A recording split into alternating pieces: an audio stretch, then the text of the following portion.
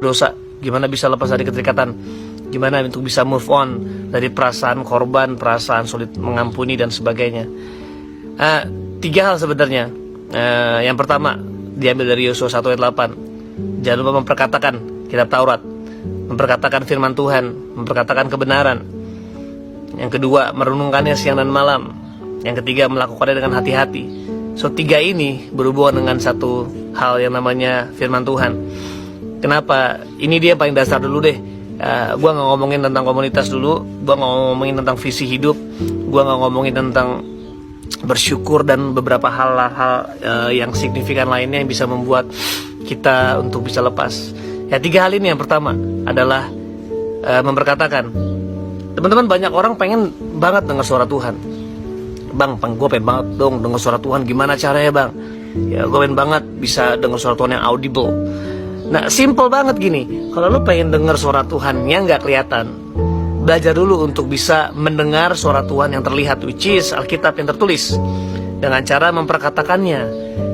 Memperkatakannya dengan keras. Baca Alkitab, lalu perkataan keras.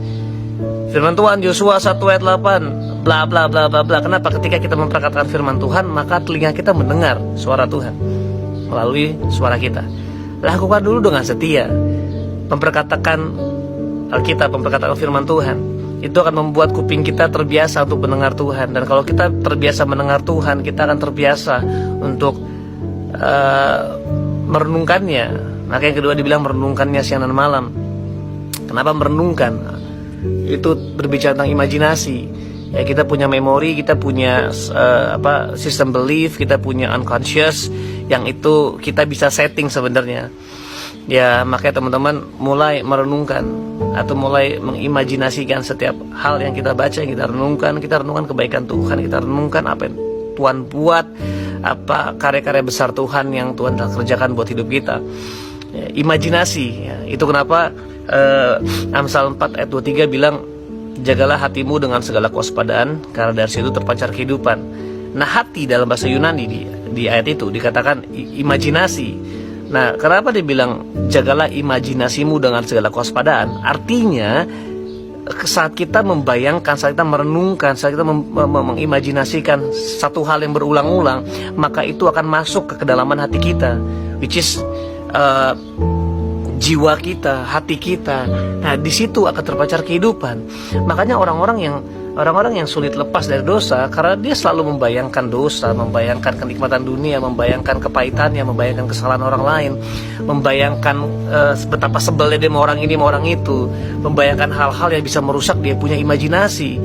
Nah, tetapi ketika kita membayangkan hal-hal yang baik, membayangkan firman Tuhan, membayangkan Tuhan, mengimajinasikan semua hal-hal yang sifatnya surgawi, maka di situ hati kita akan bersih, hati kita akan disegarkan, hati kita akan dipulihkan.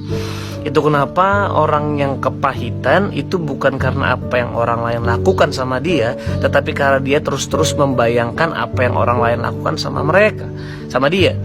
Itu kenapa imajinasi penting banget. Imajinasi itu sesuatu yang kita bayangkan berulang-ulang sampai menjadi kebenaran di hidup kita. Makanya teman-teman, yang kedua ini merenungkan siang dan malam itu penting banget untuk meriset ulang kita punya hati atau imajinasi.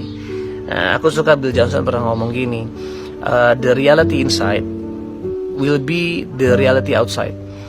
Kalau kita mau realitas luar berubah, lu harus belajar untuk ganti realitas di dalam, which is hati kita. Ya, sesuatu yang gak kelihatan, tapi kita bisa rubah dengan cara apa? Merenungkan siang dan malam. Apa yang kita renungkan hari-hari ini?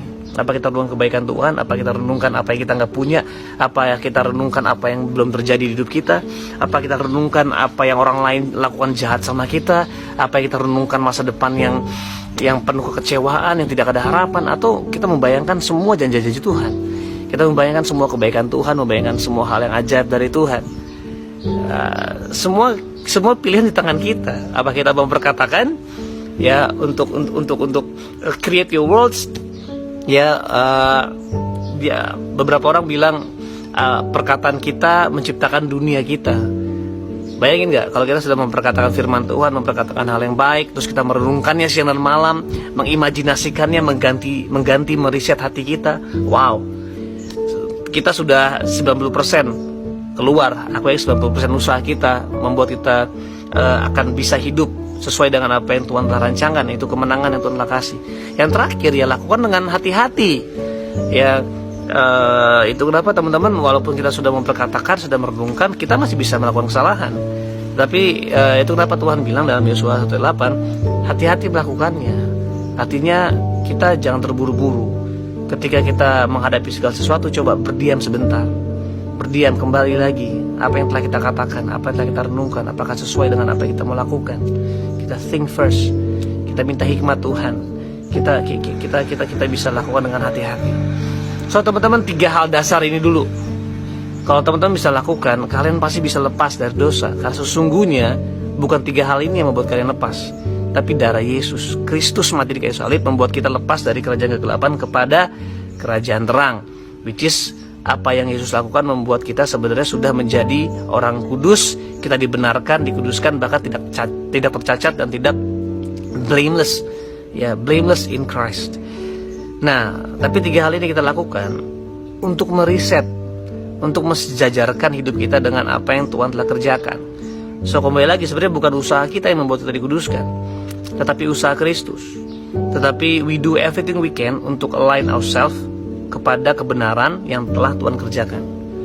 So, teman-teman, 3 hal ini kalau kalian lakukan, jamin pasti kalian bisa mengalami hidup yang Tuhan telah janjikan, Tuhan telah kerjakan bagimu. So, enjoy. Ya, next aku akan bahas beberapa hal lainnya yang bisa membantu kita untuk membuat kita hidup dalam kemenangannya Kristus. So, bye guys. Semoga diberkati.